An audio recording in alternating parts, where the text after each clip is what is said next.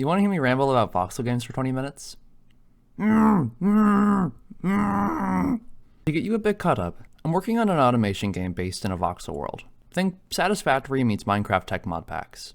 You progress through eras of technology, starting with just your bare fists, and eventually going from basic handcrafting and mechanical contraptions, all the way to steampunk and future tech. And this is what it looked like as in my last video.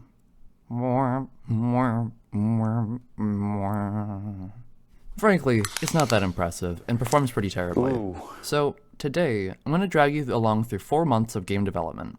By the end of the video, though, we're going to go from this to this. So grab your shark plushies and your thigh highs, it's time to strap in for a journey of game development. Since in my last video I decided to rewrite my entire game in Rust, there was plenty of work to do.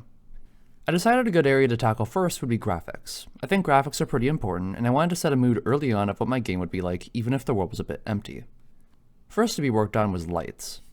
I previously showed off a demo of a technique I called cellular automata lighting. This lighting technique is very similar to Minecraft's flood fill lighting, but there are a few key differences. First, in CA lighting, light can reflect. This means that in my setup, light bounces around in 6 cardinal directions. When light finds an obstacle, it bounces and spreads its light in other directions, which results in more natural lighting than flood fill. Second, CA lighting is able to be generated progressively. Every frame the game runs, it simulates a fraction of a second of the game's lighting. This means that while change is an instant, it allows complex lighting to be done at a lower cost, in my case, being done on the GPU. And finally, I just think it looks cool. So I'm going to do it and nobody can stop me. There's a lot of different positions and values that need to be calculated. At first, getting the formulas right was a bit of a struggle, but eventually, an idea. No, wait, sorry, a light bulb. And even a party lamp. If only I knew it was ahead of me. Once that was done though, I ended up working on the voxel rendering system. Previously, I made a custom format for my voxel models, which is a 2D image strip. Each vertical slice of a voxel texture is laid side by side together in an image. With a bit of math, you can read the strip as if it was a 3D texture. This allows me to ray trace the voxels and create this effect I called microvoxels. Honestly, it ended up looking fantastic, and I couldn't have asked for more out of it. Except, there was a bit of a problem. My GPU is on fire. Now, we enter a dark age for this story, one filled with endless back and forth with the compiler, begging my computer to run the game above 90 FPS. Turns out, my ray tracing idea was a bit intensive on my poorer GPU. At this point, I was already working on the next devlog for Voxel Eras, as after seeing how the last video performed as poorly as it did, I wanted to show some more progress and see if I could do better.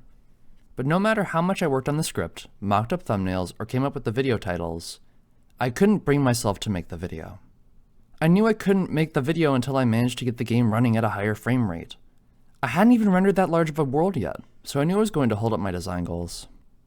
I ended up doing a bit more work on this iteration of the project, like rendering text and icons in the world, but it just wasn't meeting my expectations, and I didn't have any hope of getting past these problems as I was already hitting my own mental limits. This lined up with me needing to move, and so I decided to put the project on a short break. And I stopped working on it. I honestly didn't know if I was going to continue the project. At this point, I've spent years iterating on various versions of this game, which hadn't really gone anywhere. Before heading out of town for the holidays, I decided to take a long look at my project and figure out if I could salvage it. After a lot of thought, I decided to cut some of the scope of Voxel Eras. It might not end up being 100% of what I want, but I'll take more than 0%.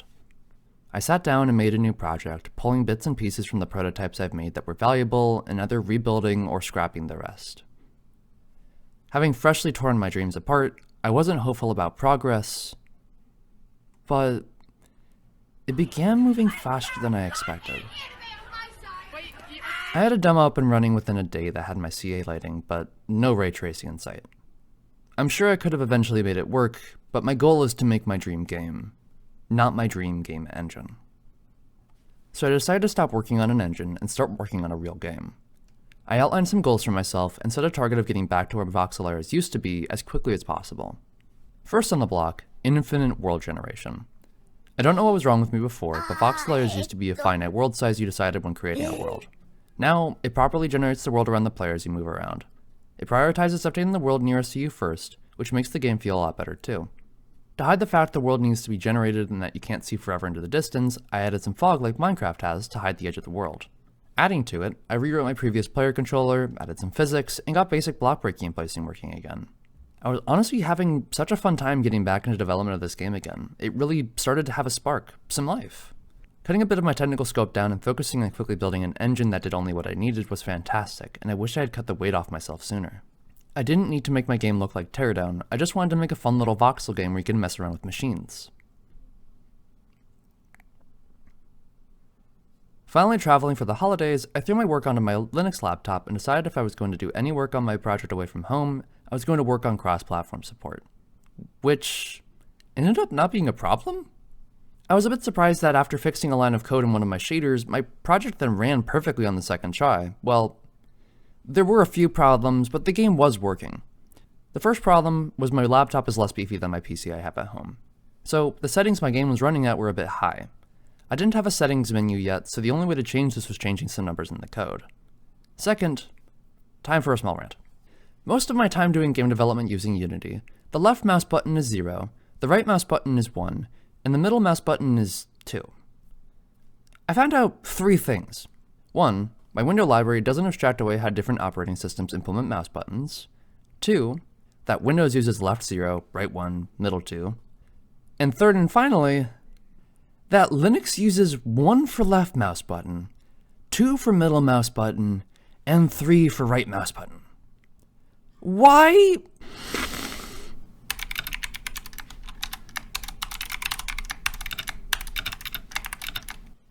It can't hurt me if I forget it exists. After hiding demons beyond comprehension in the bottom of my codebase, I decided to tackle the performance issue. Now, over time, I hope I can improve the performance of my game, as that improves the experience for all players playing my game.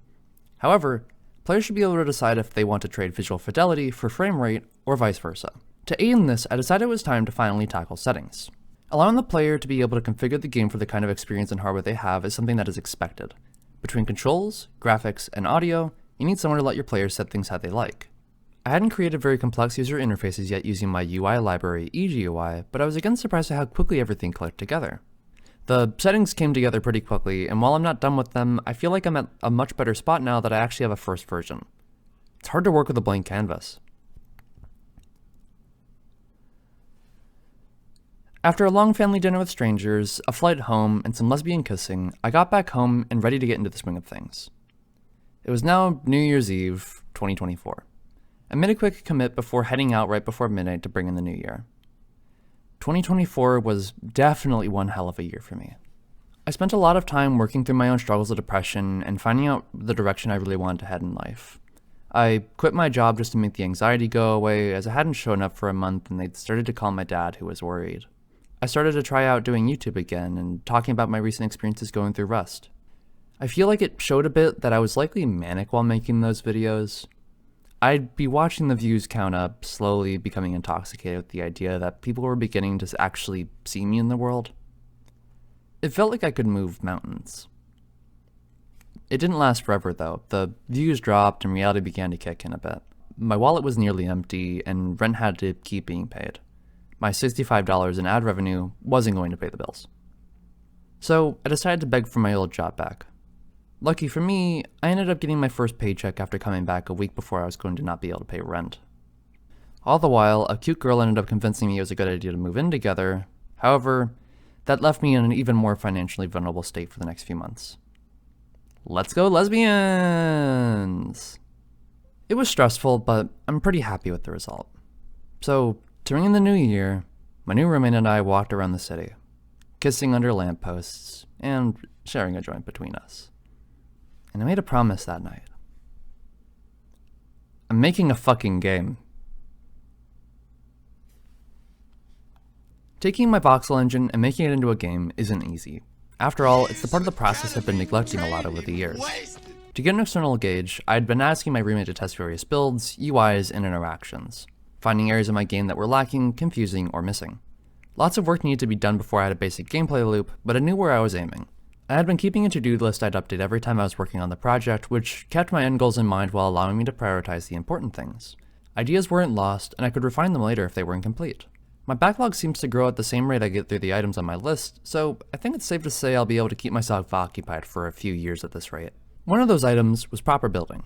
After playing games like Satisfactory and Factorio, I found it nice to be able to place an entire structure like it was a single object.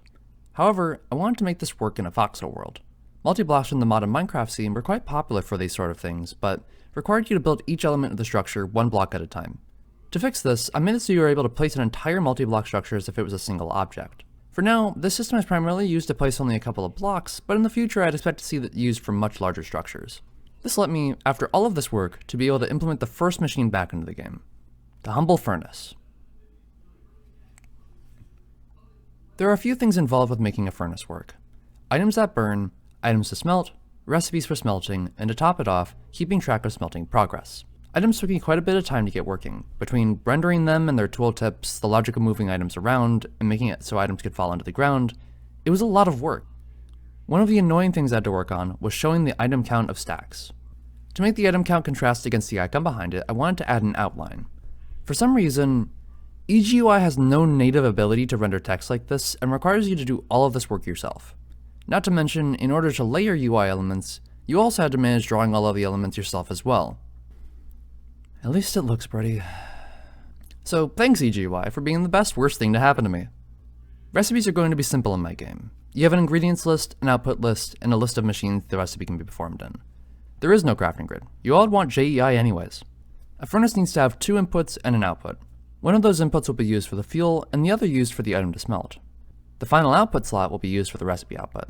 During the crafting process, I need to know how long the current fuel has left to burn, and how much progress is made towards crafting. If a craft is completed, it will consume the required items and put the output into the output slot. The furnace logic, UI, and content definitions take a total of 450 lines of code, which, all things considered, is pretty minimal for adding a fully functional machine to my game. After spending so long building up my engine to this point, it was nice that what I had been designing actually worked for what I needed. Now, all of this is great and all, but if I close the game, I lose what I was working on. Due to my unnatural hatred of Seridae, a serialization and deserialization library for Rust, I was stuck having to write my game saving by myself. I'd been prepping for this for a while now at this point, as world saving has been sitting on the top of my to-do list. This is truly the test of if my design was going to hold up. Early on in development, I had added an entire asset management pipeline where content would be discovered at game start, followed by loading the content, and eventually showing the main menu of the game. Meaning that I had a way to reference a piece of content and its state without large amounts of complexity. This did result in some pretty massive files at first. A fresh spawned world with a file size of 64 megabytes is a bit much. Adding run length encoding to the chunk palette data allowed me to turn that into a tiny 1 megabyte file, which I'll consider meeting my standards for now. If I end up wanting to change how all of this works down the line, I added a version tag to the file so it's easy to migrate them in the future. Importantly, it is extremely quick for these to save. I want autosaving in my game so players don't need to think about if what they've been working on for 4 hours is saved or not. If autosaves cause the game to stutter, it could interrupt a player in the middle of doing something. If that happens once every, say, 5 minutes, they may even refund the game over it. So, I've even added the option to make autosaves less frequent or more frequent depending on your preferences in hardware. It is inevitable someone will have a big enough world where it becomes a problem, so options are always nice to provide. Alright, I've been talking a lot of talk about making a game, so let's see it. Hi, and welcome to the unscripted part of the video. Everything else has been scripted so far, so this is gonna be interesting. Here we've got some houses I've worked on with some lights in them, some crates, some furnaces. You can kind of mess around with the lighting a little bit. Lighting effects over here with the shadows and such. I think it actually turned out pretty well. Voxel Eras used to have a more realistic lighting, and now it's much more akin to Minecraft's, and I think I loved the old setup and what it allowed me to do, but this one also looks pretty nice. If I turn up my lighting distance here, you might be able to see. Yeah, we can see all the way over there into the trees. You can see where it's updating. We got lighting over here, we got a bunch of trees. These are all procedurally generated. You can see the tree grow up, have like a branch. This one doesn't have any branches, and I think that really adds a lot to the game. We've also got like some grass here and some flowers. It ends up giving you some... My controls are a little messy. I've been playing Rust and decided to change some things, so let me go ahead and change my inventory to like E. Got some grass trimmings. and those drop from grass. The big ones are guaranteed to drop it, and the small ones are like a 50% chance, which I think was fair to give like half of it. As well, you can also break grass, and it gives you a trimming as well as a dirt, so I think that when I'll be adding resource costs to building, like these will cost grass trimmings in the future, and I'll be making grass cost grass trimmings and dirt so that you're able to place grass itself. I think that's a major flaw of Minecraft, is that you can't really get a lot of things that you find in nature like grass without special tools and enchantments, and I wanted to make that easy. So grass now just drops dirt, and dirt of course drops dirt, and we also have some stone in here as well. Got some like stone, dirt, grass trimmings, some roses. The inventory system's a bit simple for now. You only can add one item or move them together, and you also see that we have this like little dark area made of stone. This world doesn't have the new version of it, but if I make a new one, you can see how it's a little bit darker over here on these patches. No ore in this one, but you can see how these ones are a bit grayer. If I go ahead and load up the save, yep. There we go. From a bit earlier on. Oh, I still am pretty early. Okay. Whatever. Lost a little bit of progress. I'll go ahead and... But we can get some ores over here. So for instance, we have coal ore. This one currently drops as a ball, while all the other ores drop as kind of like a block. So we see here with like, makes this like copper kind of thing. So let me know in the comments down below if you think I should do the round ores or if I should do the cubic ores. I think that the round one ends up looking pretty good for something like coal, but I'm not sure about copper. Takes a long time to mine ore, but we got some tin here. So we have all of these ones in the cubic and this one in the round. Other than that though, we can go ahead and smelt some of these ores. We can take this coal and smelt it.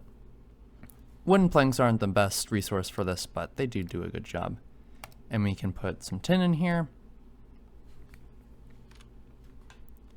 Get some tin ingots, copper, some copper ingots. You can also get some iron as well somewhere in the world. I don't think I have any nearby me at the moment. You can get iron, you can smelt it for wrought iron. I'll show those on the screen. And you can also turn that into, I believe it's some sort of carbon steel. That's it for the gameplay and the look of the game. We will go back to pre-recorded me, so I hope you enjoy.